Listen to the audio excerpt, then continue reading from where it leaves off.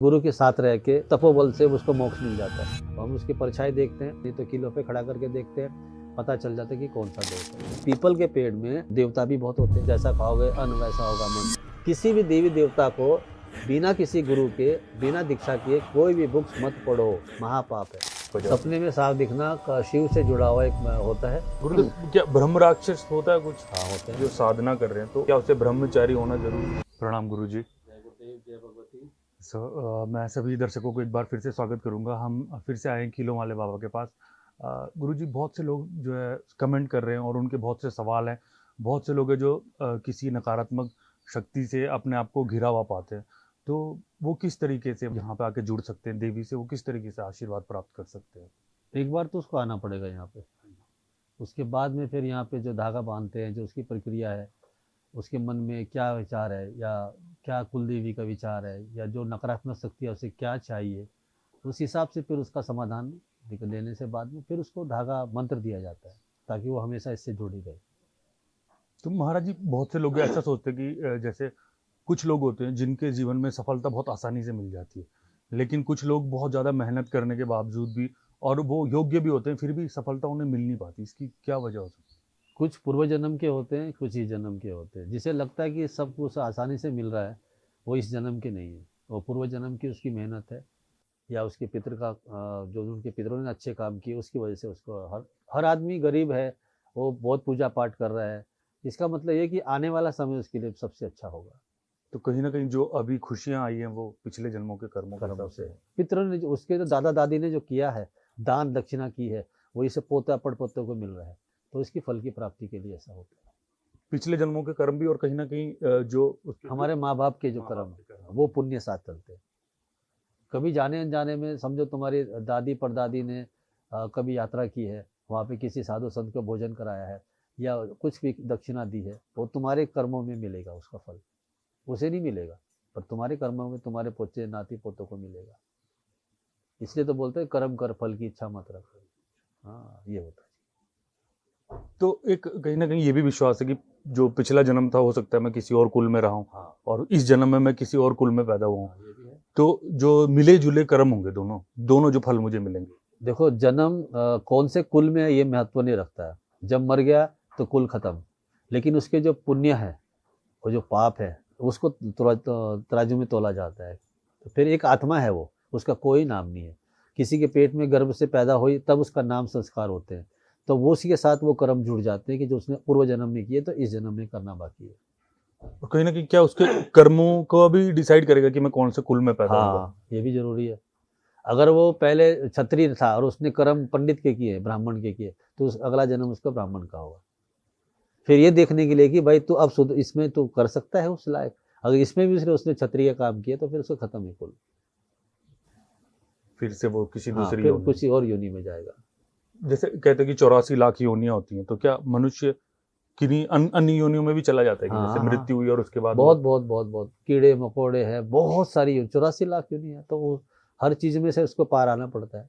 एक शरीर मिलता है मनुष्य का, सूक्ष्म शरीर मिलता है, और उसके लिए कई लाखों साल तक लाइन लगती है, कतारें लगती हैं कि मैं मनुष्य में मेरी उत्पत्ति हो जाए, मेरी उत्पत्ति हो जाए। और मनुष्य में उत्पत्ति करने के लिए वो ये सोचता है कि बस अब मोक्ष कर लूँ, साधना कर लूँ, तपस्या करूँ, गुरु की सेवा करूँ, इसके बाद जीवन में और कोई काम ना करूँ, न धन न संपत्ति न ऐशो न आराम न लालच, कुछ नहीं। लेकिन जैसे उसको मनुष्य की जन्म मिलता है, 5 साल तक 6 साल तक जब तक उसका अन्न नहीं करते, अन्न नहीं खिलाते, तब तक वो भगवान रहता है। इसलिए बच्चों का भगवान स्वरूप। और जैसे ही उसको अन्न खिला देते हैं, उसके वो सब विचार बदलने लगते हैं जिसके लिए उसने सोचा भी नहीं था। तो क्या मनुष्य, मतलब अगर उसे मुक्ति नहीं मिल रही, तो वो कोई ऐसा कर्म कर सकता है जिससे वो दोबारा मनुष्य जन्म को प्राप्त करे? तपस्या कर सकता है, तपोबल से उसको मोक्ष मिल जाता है। इसलिए गुरु के साथ रह के, उसके संरक्षण करके, उसके साथ में किस तरह पद्धति से किया जाता है, अपने आप को समर्पित किया जाता है गुरु की सेवा में, वो करने के बाद में फिर उसके कोई मोक्ष नहीं है, फिर उसका कोई भी मतलब उत्पत्ति दोबारा नहीं होगी, सिर्फ मोक्ष की तरफ शिवमय हो जाता है। तो महाराज जी, अगर कोई जैसे जो आम लोग हैं, अगर वो माना कि शिवत्व को नहीं प्राप्त करना चाहते, लेकिन वो चाहते हैं कि उनके जीवन में कलेश जो है हट जाएं, वो जो कर्म उन्हें सता रहे हैं वो कहीं ना कहीं कट जाएं, तो क्या कोई तरीका है, तंत्र या किसी और तरीके से उसे मिटाया जा सके? हाँ, मिटाया जा सकता है। यहाँ आना पड़ेगा। आने के बाद में जो उसको पहले देखा जाएगा कि फिर वो किलो पे चढ़ाते हैं, किलो पे चढ़ा के दिखता है कि उसमें क्या की प्रयोग किया गया, तंत्र मंत्र यंत्र, तो फिर उसी की तरफ से उसको फिर काम किया जाता है। पितृदोष है, कुलदेवी दोष है, कौन सा दोष है कि जिसके कारण से वो परेशान है, उस दोष का निवारण बता देते हैं और वो धीरे धीरे जो मंत्र देते हैं मंत्र की साधना करो, वो कोई परेशानी नहीं होती। जैसे आप बता रहे हो देवी दोष, ये क्या चीज़ होती है? कुलदेवी को जैसे कि अभी हमारी कुलदेवी काली है, समझो तुम्हारी कुलदेवी काली, और तुम्हारे पूर्वजों ने क्या बोलते हैं, एक नया कुछ ले लिया है जिसमें मांस मच्छी नहीं खाओ, ठीक है, कोई भी धर्म अपना लिया है, अपना धर्म छोड़ के दूसरे के धर्म में चले गए। अब वो कोई भी धर्म होता है, तो जो तुम्हारी कुलदेवी है जिसने तुम्हारे सारी जिंदगी तुम्हारे लिए तपस्या करके तुम्हारे संरक्षण किया और तुम उसे छोड़ने के बाद में उसको छोड़ दोगे और दूसरा आप, तो दोष लगता है। हाँ, महादोष लगता है। पितृदोष, कुलदेवी दोष और गुरु दोष, ये तीनों दोष खड़े हो जाते हैं उसके लिए।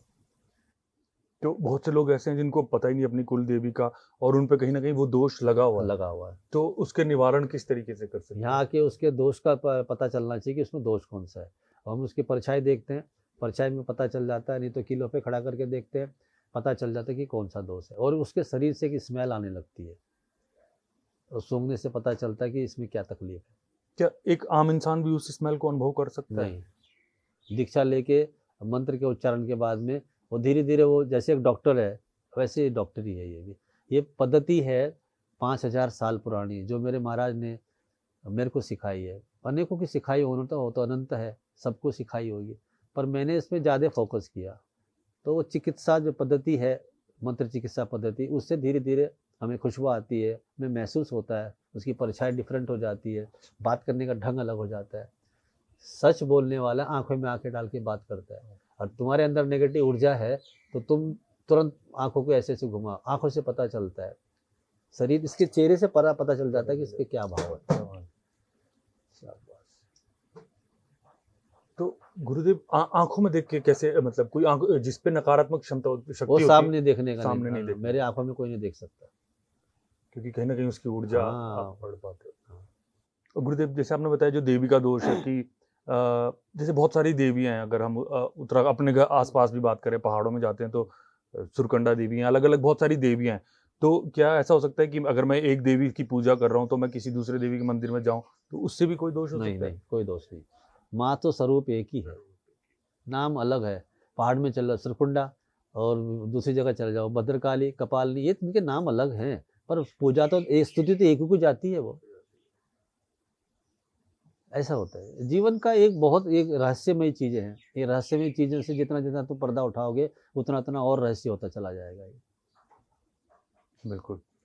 गुरुदेव, ऐसा भी सुनने में आया कि जो तंत्र विद्या होती है, इनसे जैसे पुराने जमाने में कहते थे कि लोग बारिश करवा देते थे सूखे स्थानों पर, क्या ये संभव होता? हाँ, होता था।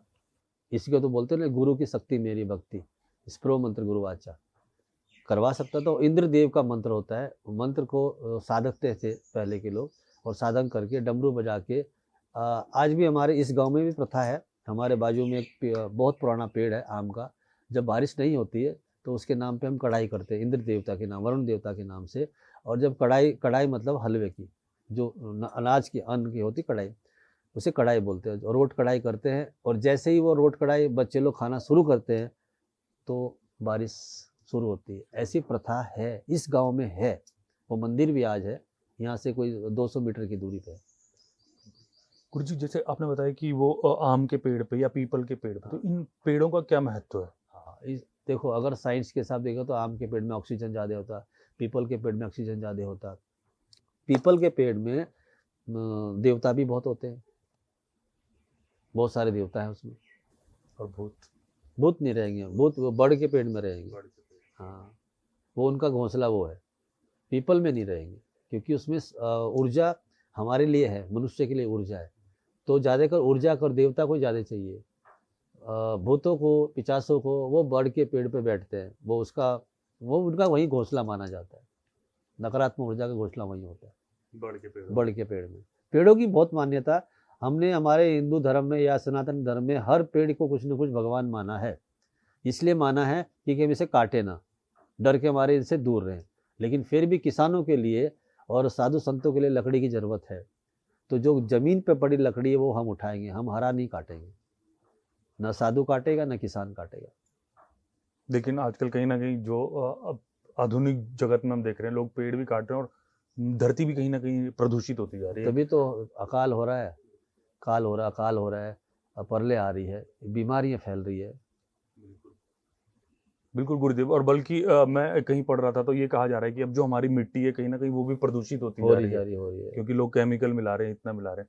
तो इसके लिए आप क्या हमारे दर्शकों को कुछ संदेश देना चाहते? देखो, अगर घर में हर गाय होनी चाहिए, 2 गाय का गोबर अपने खेतों में डालो, किसी प्रकार का यूरिया मत डालो। यूरिया का मतलब क्या होता है? रिहा, तुम गए, अगर उसको डालोगे तो हमको अंग्रेजों ने 40-50 साल 100 साल से वो डलवा के हम अब गए। अब हमारी खेती में वो ज़मीन में वो चीज़ें नहीं होती जो होनी चाहिए। हमें तो लत लगा दी यूरिया की और खुद अपने वही पद्धति अपना रहे हैं गोबर गैस की। तो ऐसे में जो अन्न उगता है कहीं ना कहीं वो भी प्रदूषित होगा, तो क्या ऐसा अन्न खाने से मनुष्य की साधना पे कुछ असर पड़ सकता है? इसीलिए साधु बोलते हैं ना, जैसा खाओगे अन्न वैसा होगा मन। इसीलिए बोलते थे, वो परंपरागत होती है कि साधु उसके घर में रोटी खाएगा जिसके घर में गाय होगी। सच्चा साधु वो होगा जिसके घर में गौ माता होती है, किसान के पास में, वो रोटी वहीं खाएगा, वो होटल में रोटी नहीं खाएगा। और भूखा मर जाएगा पर वहाँ रोटी नहीं खाएगा। और जैसे गौमूत्र भी बहुत से लोग पीते हैं, तो इसका क्या महत्व, पीना चाहिए या नहीं पीना चाहिए? अपनी अपनी पद्धति है, कोई पीवे ना पीवे, वो अपनी अपनी इच्छा है। मैं किसी को प्रेरित नहीं करूँगा आप ये करो वो करो, वो तुम्हारी मर्जी है। तुम्हारी मर्जी है पीना है तो पियो, तुम्हारी मर्जी है तो मत पियो। अगर तुमको लाभ है पी लो, तुमको लाभ नहीं है तो क्यों पीने का?